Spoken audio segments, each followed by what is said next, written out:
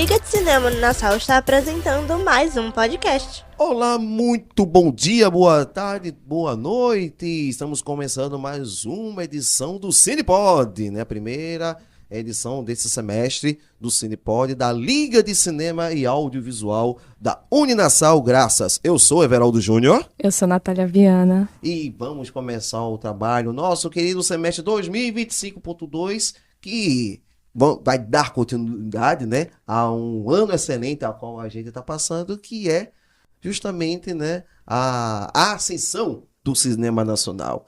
E estamos falando isso porque neste final do mês de agosto está estreando nos cinemas o filme O Último Azul, de Gabriel Mascaro, mesmo diretor de Boi Neon. E eu e Natália Viana, nós conferimos em primeira mão o filme que está estreando nesse final de mês. Além de a gente ter entrevistado tanto o diretor Gabriel Mascaro, assim também como a atriz que protagoniza, né, a personagem principal, a Teresa, que é a Denise Weinberg. Primeiramente, a gente vai falar a respeito das nossas impressões do filme. Nath, o que é que você achou? Nossa, foi muito bom aquele filme. É uma distopia muito surrealista, mas ainda assim muito pé no chão. Não tem aquelas coisas todas de vamos nos unir para fazer uma revolução. É só uma autodescoberta, um envelhecimento. É lindo. É bem poético. Os cenários amazônicos também são perfeitos. Sim, foi gravado numa cidade do interior do Amazonas, né? Vivido num cenário distópico, no Brasil distópico. Exatamente. Uma coisa que eu gostei muito foi esse envolvimento entre, como é que a gente pode dizer, da questão da tecnologia, junto com o verde, né? Isso aí... E que não deixa nenhum momento estabelecido, né? Não tem nenhum data estabelecida no filme. Você pode ser qualquer ano. Exato, qualquer ano, qualquer época. E um negócio que eu acho que pode ser um futuro próximo, né? A gente ter esses aparelhos, esses apetrechos, esses dispositivos tecnológicos bem avançados em meio o azul, né? O azul das águas e o verde da mata, que ajudou na proporção da composição do filme. O Último Azul, ele é um dos filmes mais comentados do ano, porque em fevereiro desse mesmo corrente ano, veja só, fevereiro pra gente é como se fosse ano passado. Mas a gente falou nesse podcast aqui sobre ele ter ganhado. Pois é, a gente citou que o Último Azul ganhou em edições anteriores. Quando ainda estávamos vibrando por Ainda Estou Aqui. Isso. Oscar. Durante o período em que Ainda Estou Aqui estava fervilhando, aí a gente teve um pré-carnaval, como o próprio Mascaro fala, que foi o Último Azul ter ganho o Urso de Prata do Festival de Cinema de Berlim. O Festival de Cinema de Berlim é um dos mais importantes, não somente do continente europeu, mas também no mundo. Muitos vencedores de Oscar começaram suas campanhas através do Festival de Berlim, né, ganhando o Festival de Berlim num determinado ano, e aí começando uma campanha para poder ganhar no ano seguinte em relação ao Oscar, mas que ele, principalmente, ele enaltece essa grande fase do cinema pernambucano, né? A gente fala do Agente Secreto, claro, para a gente, o Agente Secreto, a gente já estava falando já há um bom tempo por causa das gravações. Só que o Último Azul, como não foi rodado em Recife, né? Ele foi rodado na Amazônia, de repente, a notícia, né? Né? De repente. Blue Trail, o nome em inglês, né? Do Último Azul ganha o Urso de Prata. Caramba! E quando eu vi o nome de Gabriel Mascaro, aí pronto, né? O pernambucano já se amostra pouco. Megalomania de megalomania. E aí a gente disse, caramba, diga aí, velho, um filme pernambucano ganhando um prêmio dessa magnitude. Nath, quais são os destaques que você acha a partir da projeção, né, do filme? A própria Denise, né, como atriz, ela carrega o filme inteiro. E eu acho que a fotografia, assim como o som, o Mascaro mesmo falou, né, do som pra gente, quando a gente foi na coletiva, que era quase um circo, uma coisa É muito bom, te deixa levar, assim. Ele é imersivo. Ele é imersivo, é. Ele é bem imersivo, né? A fotografia, né? A primeira coisa, uma coisa que chamou a atenção de alguns colegas críticos, né? É o aspecto, né? O aspecto de tela, né? Que é a razão de aspecto que todo mundo é acostumado com 16:9, ele foi gravado O propositalmente 3x4, em 4:3, 4x3. né? Que ele explicou. Ele explicou que a gravação do formato antigo, né? Para quem não lembra, para quem não sabe, nas antigas televisões de tubo, o formato era 4:3, né? E ele gravou nesse formato porque você vê que dá uma ênfase maior aos rostos do elenco, aos rostos dos atores. Você vê aquele zoom, ou seja, a Dá o Amazônia. close-up mesmo. Exato, porque a Amazônia, ela, por ser é um cenário que já chama muito a atenção. E às vezes ela até pode roubar a cena. Que as pessoas normalmente fazem ela de uma forma muito estereotipada também, né? É o exotismo, né? O exotismo, isso. Isso é um dos pontos. Que eles não usam no filme. E isso que é um dos pontos que o André Guerra, crítico do Diário de Pernambuco, ele cita, né? Ou seja, mostrou a Amazônia sem um exotismo muito característico de muitas produções hollywoodianas. No caso, eu gostei muito da Denise. Ela foi incrível. A Denise Weinberg, né? Na entrevista coletiva, ela falando a respeito, né? Eu perguntei durante a entrevista qual foi a cena que ela mais gostou de fazer. Ela disse todas.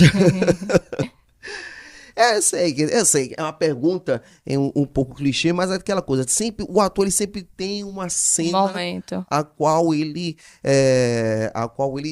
gostou mais, né? E quando ela explica que boa parte das falas não estava no roteiro, foi um improviso, né? Principalmente junto com o Santoro, né? Na cena lá do Caracol da Barba Azul, ali foi tudo improvisado. E como foi gravado, né? Que foi gravado de trás pra frente. Sim, Com cada isso é uma coisa interessante, né? Ele primeiro gravaram a cena final, depois a cena inicial, depois a cena do meio, foi tudo de acordo.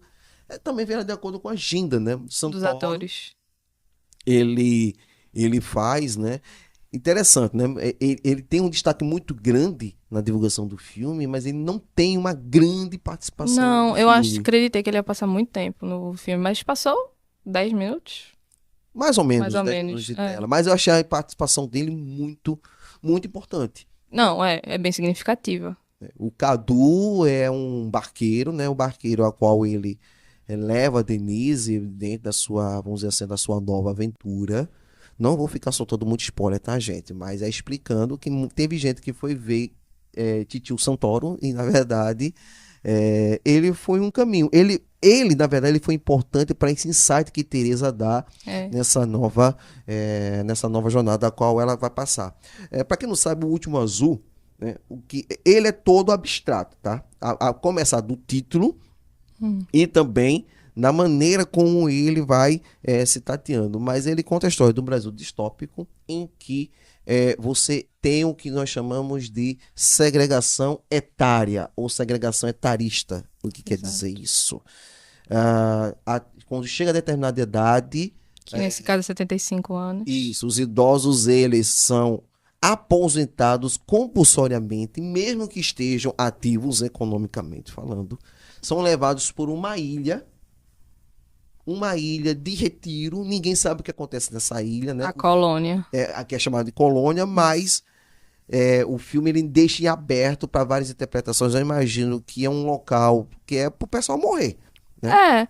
Assim, eles falam que dão tudo, né? Que vai ser uma casinha para os idosos, mas... E o próprio filme já mostra, né? Paredes pichadas, falando, tragam de volta meu avô. Porque Isso realmente só levam a pessoa. Ou seja, e adeus. Separam famílias, né? Gente Se você velha não é mercadoria. Exatamente. Isso aí é uma das grandes frases do filme. E a Teresa, que trabalhava diariamente, 5 horas da manhã, estava numa empresa de extração de pele de jacaré. E de carne também. É um De frigorífico carne, de jacaré. pra quem não sabe, na Amazônia se consome carne de jacaré, tá? É uma comida... Não só na Amazônia, até em Campo Grande, Mato Grosso do Sul, Pantanal. Carne de jacaré é um alimentozinho bem, bem comum. E ela, quando ela chega em casa, quando vê, ela se vê numa situação em que ela vai ter que deixar a casa a qual ela criou, ela construiu, né? Se sente separada da filha, a filha mais uma vez interpretada, mais uma vez não, falo isso porque Clarissa Pinheiro, atriz Ela tá em pernambucana, todas. ela tá também. A gente comentou do CinePE a respeito do filme Senhoritas Eita. e, coincidentemente, ela faz também Outra uma filha. participação da outra filha que, digamos assim, precisa da mãe para poder fazer os seus afazeres. Mas ela não quer essa vida de colônia, ela não quer essa vida de asilo. E aí, meu filho, ela vai. Ela mesma se rebela. E é isso, o filme ele fala sobre essa questão de finitudes, essa questão de que nem todo fim é de fato o fim, mas pode ser um novo começo, né? E ele trata a respeito, e ela mostra a aventura dela, ela topando com pessoas, ela tendo contato com essa famosa Baba Azul, que eu não vou dizer, que o pessoal vai assistir. Uma coisa que tem que salientar, os efeitos especiais, viu? Verdade, são bons. Os efeitos Demais. especiais do filme São bem são feitos. isso, são muito bons, né? O filme foi todo gravado em externa e foi gravado no interior do Amazonas. Movimentou essa cidade ribeirinha do interior do Amazonas, em que toda a população trabalhou de figuração. Agora, nesses dias, teve uma sessão especial de graça, aberta para a população, para o pessoal assistir, né, o filme do Último Azul, né? Então, ele teve pré-estreias aqui no Recife, né? Nath, tu foi para uma delas lá no Fui no né? parque. Como Foi bem lá? emocionante. A tua, sim, destrinchei. Como foi lá? Ah, foi muito bom. Primeiro que o parque tá fazendo 110 anos, né? E aí já é a história do parque. E o que mais me emocionou foi Gabriel ter falado que ele ganhou o primeiro prêmio dele lá no Teatro do Parque, Isso. por júri público. Sim. E ele disse que foi porque o pai dele chamou todos os amigos dele pra assistir os filmes dele. E aí o júri público votou nele e ele ganhou o primeiro prêmio da vida dele. Aí ele disse que agora a gente não precisa, o pai dele não precisava mais chamar a gente pra assistir o filme dele. Foi muito bonito. Todo mundo gostou muito da sessão também. Pois é, né? Só uma palhinha sobre o Teatro do Parque, completou 110 anos, ele era conhecido como cinema educativo. Houve um período, na década de 60 e 70, ele era utilizado como cinema de exibição de filmes educacionais para alunos da rede pública. E foi assim até meados dos anos 80, né? Teve a época da ditadura militar também, que a ditadura militar também fazia a sua intervençãozinha, mas o Teatro do Parque, ele sempre foi sinônimo não apenas de teatro popular, mas também de cinema popular. Para quem não sabe, na década de 80, 90 e 2000, o ingresso lá custava apenas R$1. Exato. Boa parte da minha cinefilia, meu conhecimento em filmes de cinema foi no Teatro do Parque. Você com R$1 no bolso, meu filho, eu já cansei de ver, de pegar fila. O antigo posto do Passe Fácil, né, que hoje é posto do Vem, ali na Maciel Pinheiro, as filas se misturavam do cinema com o posto. Eu cansei para poder carregar o cartão, eu entrava na fila do cinema para assistir filme. Bons tempos. A gente vai tirar um dia depois, né, para a gente falar um pouco das histórias do Teatro do Parque. Bom, finalizando nosso especial, né, sobre o Último Azul, também fomos convidados para poder conferir a exposição, né, do Urso de Prata.